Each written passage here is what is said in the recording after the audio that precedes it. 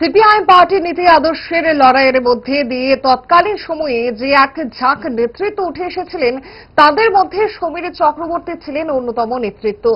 কাজের মধ্য দিয়ে যোগ্যতা ও দক্ষতার নিদর্শন স্থাপন করে যোগ্য নেতৃত্ব হতে সক্ষম হয়েছিলেন সমীর চক্রবর্তী।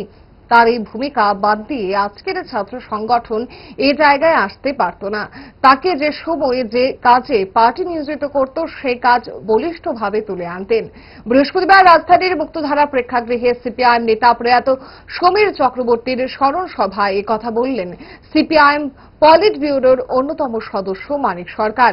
এদিনের এই স্মরণ সভায় অন্যান্যদের মধ্যে উপস্থিত ছিলেন সিপিআইএম রাজ্য সম্পাদক জিতেন্দ্র চৌধুরী, প্রাক্তন মন্ত্রী বাদল চৌধুরী, সিপিআইএম কেন্দ্রীয় কমিটির সদস্য অঘোর দেববর্মা এবং তপন চক্রবর্তী, প্রয়াত সমীর চক্রবর্তীর কন্যা, ছেলে সহ সিপিআইএম পার্টির সর্বস্তরের নেতৃত্ব। আদর্শের লড়াইটা, সেই লড়াইয়ে তৎকালীন এই যে একঝাঁক নেতৃত্ব যারা উঠেছিলেন তার মধ্যে সমীর চক্রবর্তী অন্যতম, যার কথা বললাম, এই আদর্শের লড়াইটাতে গুরুত্বপূর্ণ ভূমিকা গ্রহণ করার চেষ্টা করেছে। এটা বাদ দিয়ে ছাত্র ফেডারেশন কিন্তু এই জায়গায় আসতে পারত না।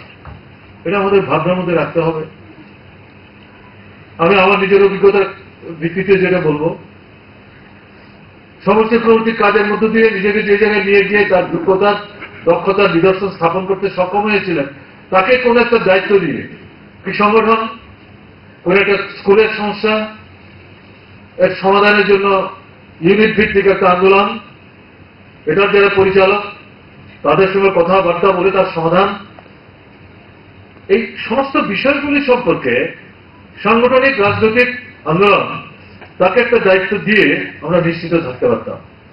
সমীরকে যখন আমরা দায়িত্ব দিয়েছি সে ঠিক এটা তুলে আনবে।